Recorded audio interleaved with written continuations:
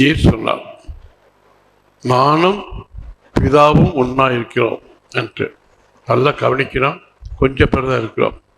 யோவான் சுவிசேஷம் 17ஆம் அதிகாரம் 8ஆம் வசனம். நீர் எனக்கு கொடுத்த வார்த்தைகளை நான் அவர்களுக்கு கொடுத்தேன்.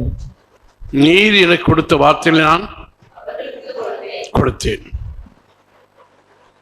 கர்த்தர் அவர் பெற்ற பிதாவிடத்தில் பெற்ற வார்த்தையை நாம் கொடுத்திருக்கிறோம். கர்த்தராய் தேவன் வார்த்தை உடையவர், வார்த்தையானவர். கர்த்தர் என்றால் வார்த்தையானவர். இந்த வார்த்தையை நம்ம கொடுக்கணும். கர்த்தர் சொல்றார், நீர் எனக்கு கொடுத்த வார்த்தை நான் இந்த வார்த்தை உடையவராக இருக்கிறோம்.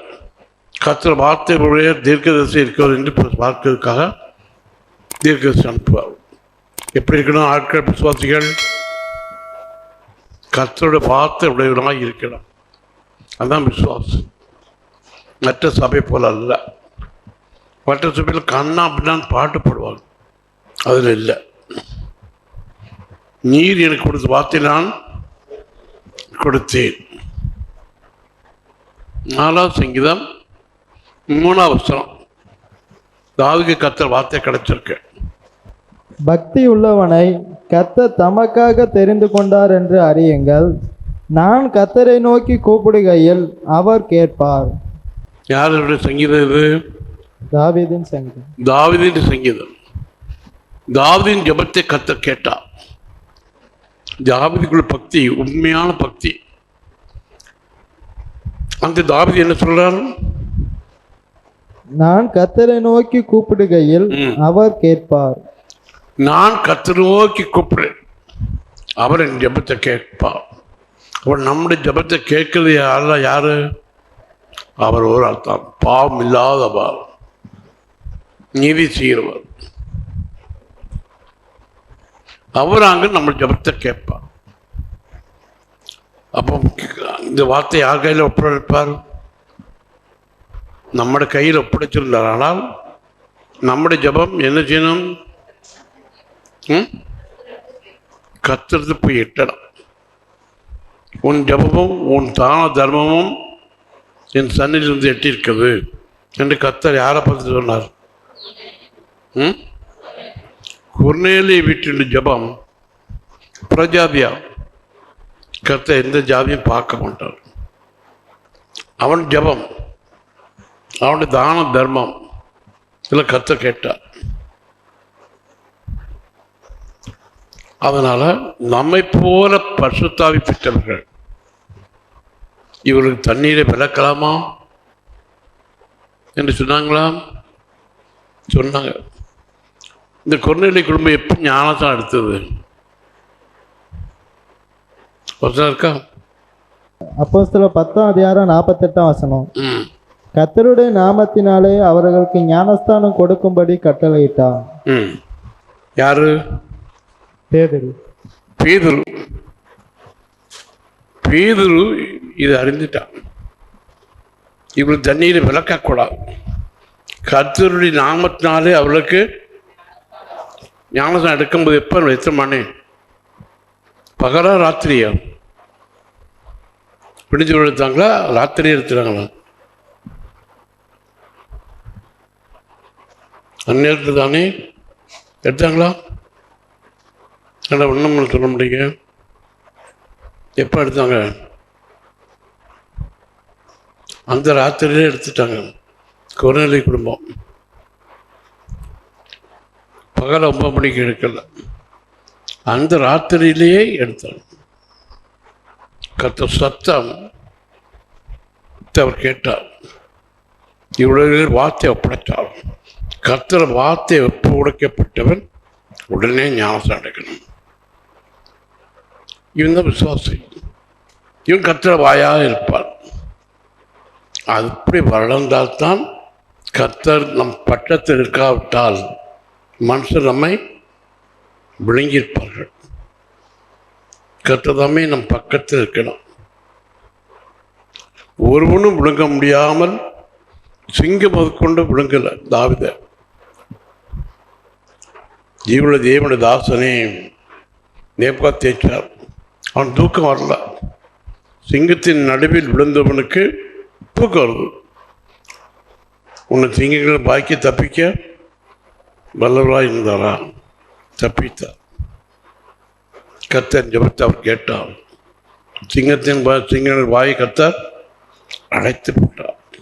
அதனால் சிங்கம் என்னை சாதப்படுத்தலை. சிங்கத்தின் கெபில் நாம் படுத்திருந்தாலும் சிங்கங்களின் நடுவில் படுத்திருந்தாலும் கர்த்தர் நம்முடைய வாயை கட்ட அவர் அழைக்கிறார். ஒருவனும் நம்ம பேச முடியாது. அதே இப்படி கர்த்தர் கிருபை வரங்களை கொடுக்க அவர் அழைக்கிறார். 18ஆம் சங்கீதம் 6ஆம் வசனம். எனக்கு உண்டான நெருக்கத்திலே கர்த்தரை நோக்கி கூப்பிட்டு என் தேவனை நோக்கி அபயமிட்டேன். தமது ஆலயத்திலிருந்து என் சத்தத்தை கேட்டார். என் கூப்பிடுதல் அவர் சந்நிதியில் போய் அவர் செவிகளில் ஏறிற்று. என் கூப்பிடுதல் என்ற கண்ணீர் அவர் செவிகளில் போய் ஏறிற்று. உடனே வானங்களை தாழ்த்தி இறங்கினாரா?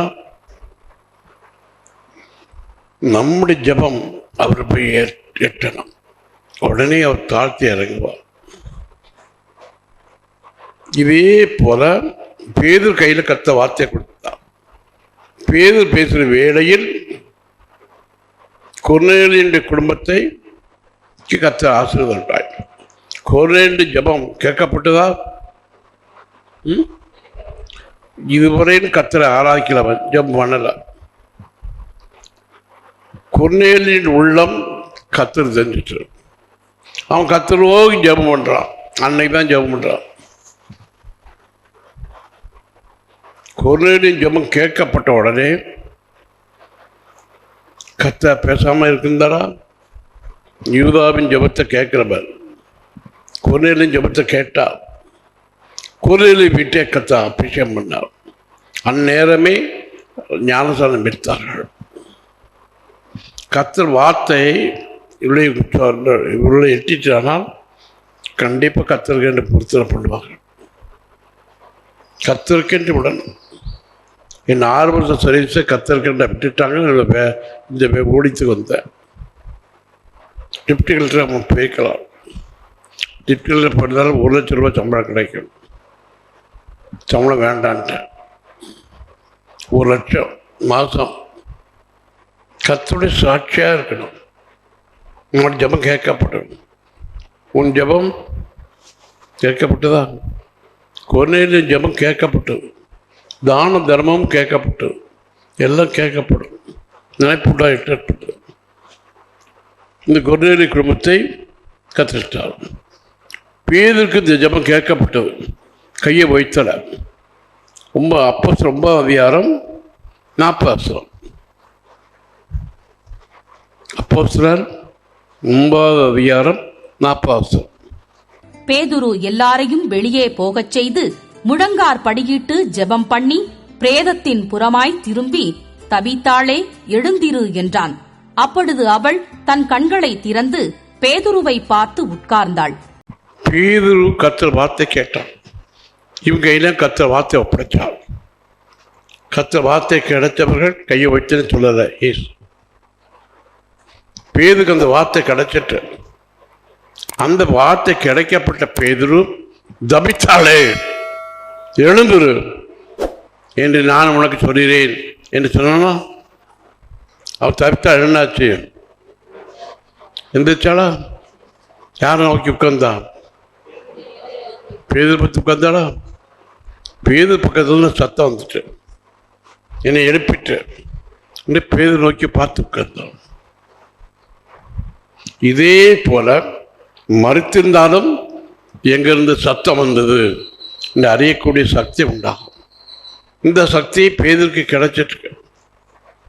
இதே போல கர்த்தர் வார்த்தையை பெற்றிருந்தோமானால் இந்த சத்தம் கர்த்தரால் உண்டாயிற்று. கர்த்தரின் கையில் ஒப்படைத்திருக்கிறார் எங்களுக்கு நிரூபிக்க முடியும்.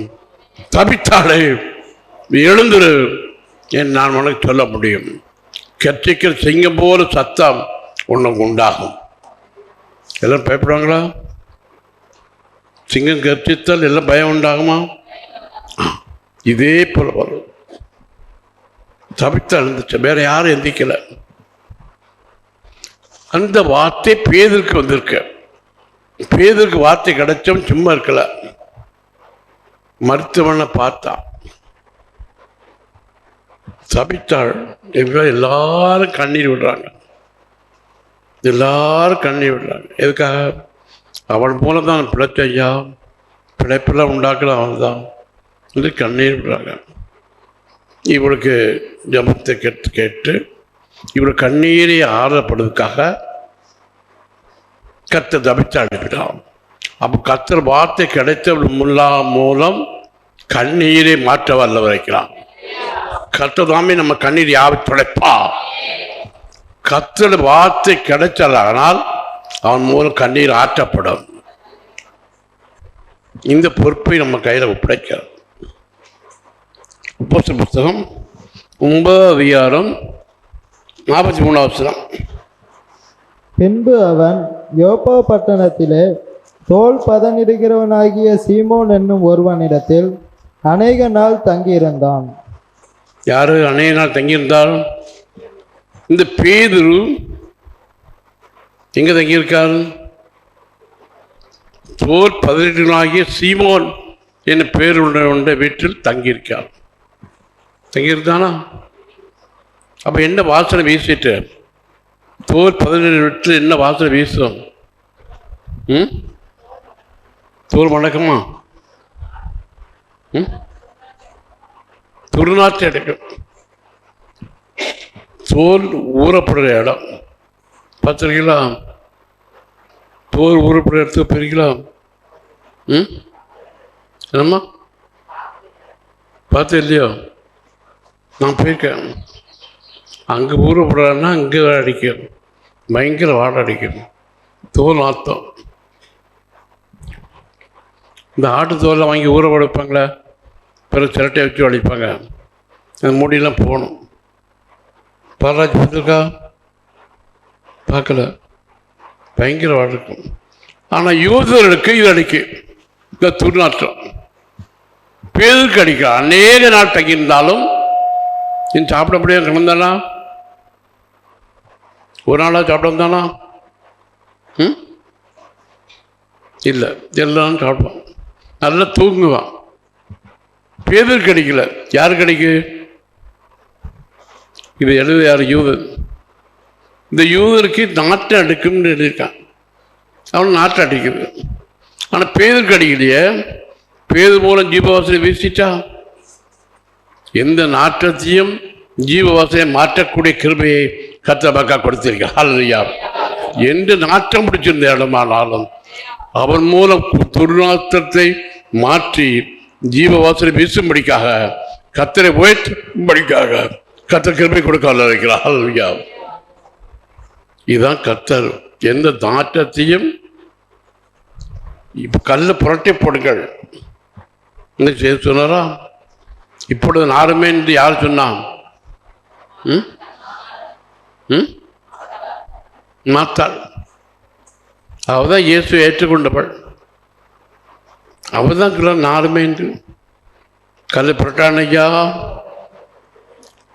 அவனுக்குள்ள நாட்டம் எல்லாம் வெளியே அடிக்கும். எல்லாரும் சகிக்க முடியாது. காற்று அடிச்சுதான், நாட்டை அடிச்சுதா? கல்லை புரட்ட பிடிக்க கல்லை புரட்டிச்சாங்க, நாட்டை அடிக்கல. அப்போ எந்த நாட்டத்தையும் மாற்ற வல்லவராய்க்கிற கர்த்தர். அவருடைய வார்த்தை நமக்கு போனால் எந்த வார்த்தையும் நாட்டத்தையும் கர்த்தர் மாற்ற வல்லவராய்க்கிறார். ஹல்லேலூயா. இவருடைய வார்த்தை கேட்டு ஞானஸ்நானம் எடுக்கணும். அப்போ அந்த நம்மை கொண்டு வாசனை வீசக்கூடிய கர்த்தர் சிவாரா நல்ல விசுவாசிக்கிறோம். இந்த விசுவாசம் நமக்கு இருக்கணும். அப்போஸ்தலர் புத்தகம் 11:4 வாசிக்கிறோம். நீயும் உன் வீட்டார் அனைவரும் ரட்சிக்கப்படுவதற்கேதுவான வார்த்தைகளை அவன் உனக்கு சொல்லுவான் என்று அந்த தூதன் தனக்கு சொன்னதாகவும் எங்களுக்கு அறிவித்தான். அவன் அறிவித்தானா? எப்படிப்பட்ட வார்த்தைகள்? ரட்சிப்புக்கு ஏதுவான வார்த்தைகளை அவன் கையில் கர்த்தர் கொடுத்திருக்கிறான். அவன் என்ன வார்த்தையை பெற்றிருக்கிறான்? ரட்சிப்புக்கு எதுவான வார்த்தைகளை கற்று அவங்க கையில் கொடுத்துருக்காரு. இவன் வார்த்தையை கேட்டவர்கள் எல்லாரும் ஞானத்தை எடுத்தாங்களா? எடுக்கணும். அப்ப எப்படி பேசணும்? 10:5 11 வாசிக்கணும். இப்பொழுது நீ யோப்பா பட்டணத்துக்கு மனுஷரை அனுப்பி பேதுரு என்று மறுபெயர் கொண்ட சீமோனை அழைப்பி. யோப்பா பட்டணத்துக்கு மனுஷனை அனுப்ப, பேதுரு என்று சொல்லப்பட்ட சீமோன் அனுப்பி. அவன் போனா, ஐயா பேதுரு இங்கே இருக்காரா கேட்டாரா? கேட்டாருங்க. பேதுரு வந்தானா என்ன? 11:5 நான் யோப்பா பட்டணத்தில் ஜெபம் பண்ணி கொண்டிருந்த போது ஞான திருஷ்டி அடைந்து ஒரு தரிசனத்தை கண்டேன். அது என்னவென்றால் 4 முனைகளும் கட்டப்பட்ட பெரிய துப்பட்டியை போல ஒரு கூடு வானத்திலிருந்து என்னிடத்தில் இறங்கி வந்தது. ஒரு தூது என்னிடத்தில் இறங்கியது. 4 முனைகளும் கட்டப்படுகிறது. எப்படி பிடிக்குது? இதை துப்பட்டி வைங்க.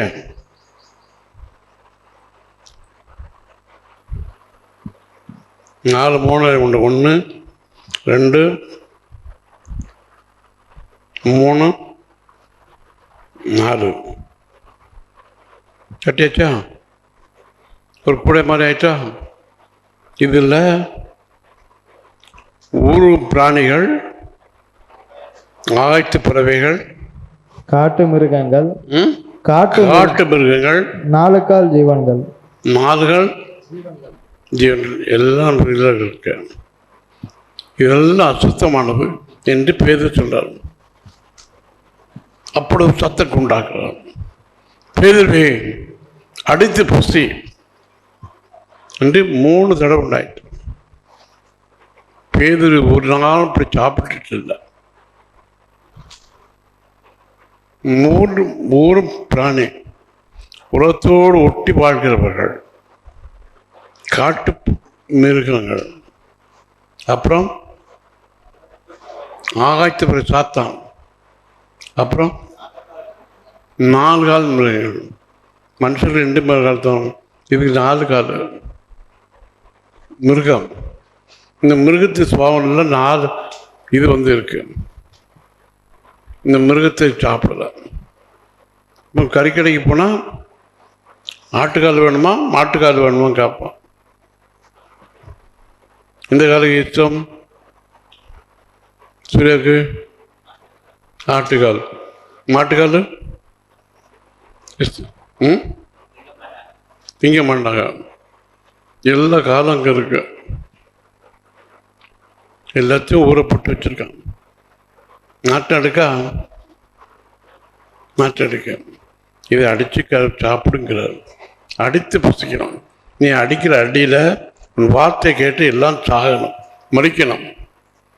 பாவத்தில் இருந்தவர்கள் பாவத்துக்கு மறிக்கணும். பாவத்தில் இருந்தவர்கள் எதுக்கு மறிக்கணும்? இனி நான் பாவம் செய்ய மாட்டேன்ப்பா என்று பாவத்துக்காக மறிப்பாங்க. அதை கொல்லணும். செத்த பிறகு அதை அவிச்சு கத்தி வச்சு கீறி சாறு எடுத்து சாறு இறக்கணும், சாப்பிடணும். அது உனக்கு சத்தா மாறும். பேதுருக்கு அப்படி மாறிச்சு.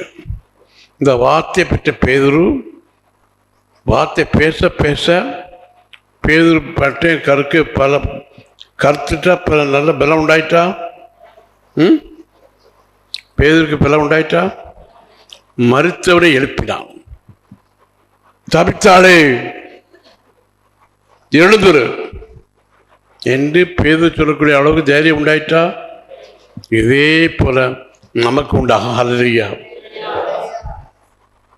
அப்படிங்கிற அனுபவம் நம்ம உள்ளவர்களாக வரணும். எதுக்கு? கர்த்தர் வார்த்தை கேட்டவர்களுக்கு இந்த அனுபவம் நமக்கு கிடைக்கும். அப்போஸ்தலர் புத்தகம் 10:5. இப்பொழுது நீ யோப்பா பட்டணத்துக்கு மனுஷரை அனுப்பி பேதுரு என்று மறுபெயர் கொண்ட சீமோனை அழைப்பி. கொர்நேலியு மனுஷன் அனுப்புறார். கத்த வார்த்தை பிரகாரம் எங்க யோவா பட்டணத்துக்கு, ஐயா போர் 11 வீட்டுக்கு ஆட்கள் தேடி போறாங்க.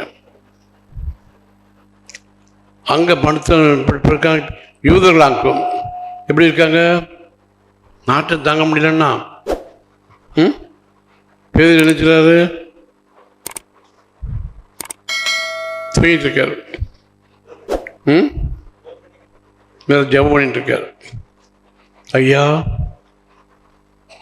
பேது இந்த மறுபேர் கொண்ட ஒருவன் இருக்கிறார் என்று கேட்கிறார். கடலில் பார்த்த மீன் பிடிப்பார், இங்கே மனுஷனை பிடிக்கிறதுக்காக ஜெபம் பண்ணிட்டு இருக்கார். நாட்டை அடிக்கலை. இது நாட்டை அடிக்கா அடிக்கல. இவர் தேடி நாட்டத்தோடு இருந்தவனை தேடி மனுஷனை அனுப்புறார். கர்த்தர் அவன் கையில் வார்த்தை உண்டு. கர்த்தரோட வார்த்தை அவன் கையில் இருக்குது. யார் கையில்? பேது கையில் கொடுத்துருக்கார். அவங்க கையில் மற்ற வாடை இருக்காது தெரியாது. மற்றவருக்கு மனுஷ வாடகை தெரியும், மிருகத்தின் வாடகை தெரியும், செத்த மிருகத்தின் வாடகை தெரியும். இதே போல வேளையில் இன் 12:5 நான் யோப்பா பட்டணத்தில் ஜெபம் பண்ணி கொண்டிருந்த போது ஞான திருஷ்டி அடைந்து ஒரு தரிசனத்தை கண்டேன். அது என்னவென்றால் 4 முனைகளும் கட்டப்பட்ட பெரிய துப்பட்டியை போல ஒரு கூடு வானத்திலிருந்து என்னிடத்தில் இறங்கி வந்தது. ஒரு கூடு வானத்திலிருந்து என்னிடத்தில் இறங்கி வந்தது. ஆவியானவர் என்னோட பேசினார். பேதுருவே எழுந்திரு, அடித்து புசி என்று இந்த ஆவியில் சொன்னாங்களா? சொன்னார். கற்று சத்தம் உண்டாகும். என்ன நாட்டெடுத்தாலும் பல சத்தம் உண்டாகும். கர்த்தர் வார்த்தை பிரகாரம் பெற்ற அபிஷேகம் பெற்றவன் பேதுரு. அந்த அபிஷேகம் எனக்குள்ள இருக்கிறதுனால் எதிர்த்து வரும் நாட்டம் வராது. உலகத்தில் எல்லா நாட்டமும் இருக்கும், அந்த வாடை ஒன்றும் வராது.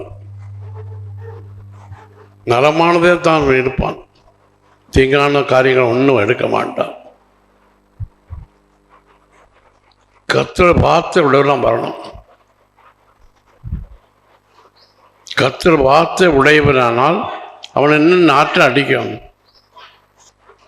கர்த்தரோட வார்த்தை எவ்வளோ நாட்டம் விட்டாலும் ஒரு இடத்துல முத்து இருக்கு தெரியும்.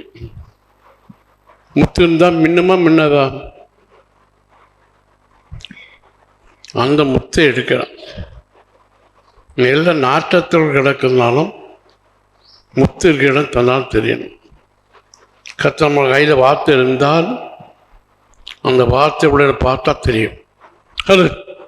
ஹல்லேலூயா. கர்த்தர் வார்த்தை உள்ளவனா இருந்தாலும் அவனை பார்த்தா தெரியும். தெரியுமா தெரியாது?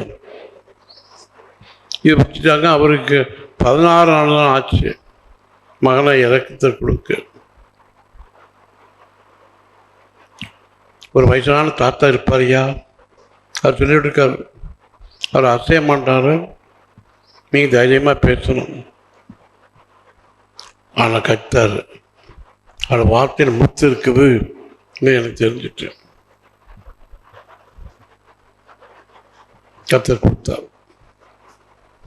அப்போ கத்தர் வார்த்தை உடையனா இந்த பேதுரு கையில் முத்து இருந்ததுனால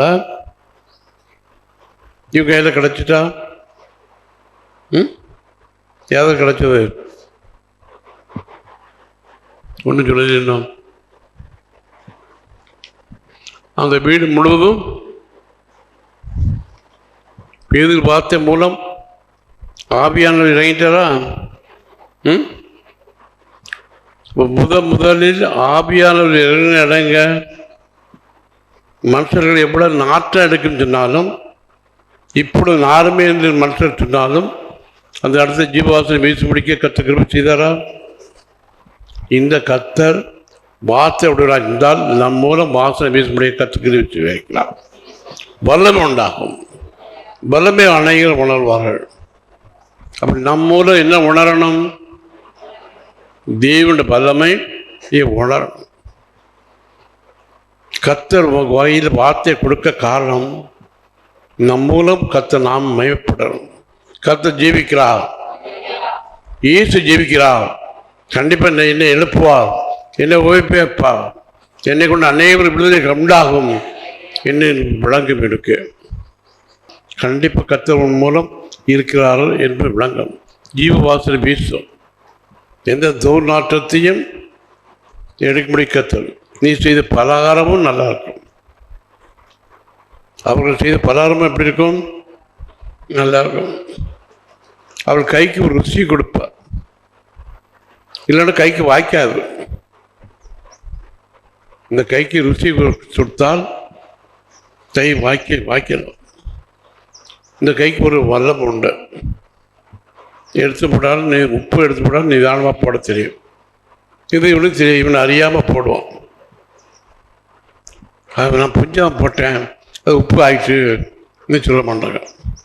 கத்த பக்கத்தை கொடுப்பாரா? கொடுப்பார். அதாங்க ஆவியானவரால் தெரிந்து கொள்ளப்படுதல்.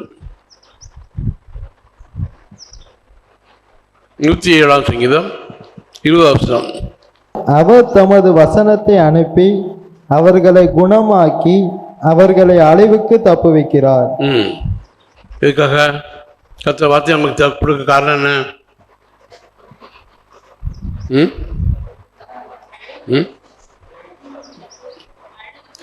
அழிவுக்கு தப்பிக்கணும். நீ பம்பா அழிஞ்சு போகக்கூடாது. இதுக்கு ஜீவ வார்த்தையை பெற்றுக்கொள்ளலாம். இவன் கையில் கொடுக்கிறது ஜீவனில் உள்ள வார்த்தை. அழிவிலிருந்து தப்பிக்கப்படுவார். இந்த வார்த்தை கேட்டப்பறம் எல்லாரும் ஜீவன் உள்ளவராக மாறுவார். அப்போ கர்த்தர் வார்த்தையை கொடுக்க காரணம் என்ன? அழிவுக்கு தப்பித்து ஜீவ வார்த்தையை, அதான் கர்த்தர் கையிலிருந்து ஜீவ வார்த்தை உண்டு. என் வார்த்தை உள்ளவன் எவனோ அவன் ரசிக்கப்படுறான். சுருக்கமாக சொல்லியிருக்கேன். இதாக்கும் கர்த்தர் அனுப்பின நோக்கம், உலகத்தில் வர காரணம். ஒருவரும் அநியாயமாக சாகக்கூடாது. மனுஷனுக்கு மரணம் கிடையாது. அழிவுக்கு தப்பிக்கிறோம். அழிவுக்கு தப்பிக்கிறதுக்காக ஜீவ வார்த்தையை கொடுக்கிறார். இந்த வார்த்தை அவன் வாயில் வந்தால் கண்டிப்பாக பிழைப்பான், நல்ல உத்தியோகத்தை போவான். அப்போ அவனுக்கு கத்த வல்லமை கொடுக்குறாரா கொடுக்கலையா? கொடுக்கிறார். எல்லாருக்கும் சோதரிப்போம். கர்த்தாவே, ஜீவ வல்லமை உள்ள வார்த்தையை என் வாயினை தருமா ஜெபிக்கிறேன் என்று எல்லாரும் அதுக்காக சோதரிப்போம். உண்மையாய் தம்மை நோக்கி கூப்பிட யாவருக்கும் கர்த்தர் சமீபமாக இருக்கிறார். கர்த்தர் சமீபமாக இருக்க கர்த்தர் நமக்குள்ளே வரணும். நீ எனக்கு கொடுத்த வார்த்தையை நான் அவருக்கு கொடுத்தேன்.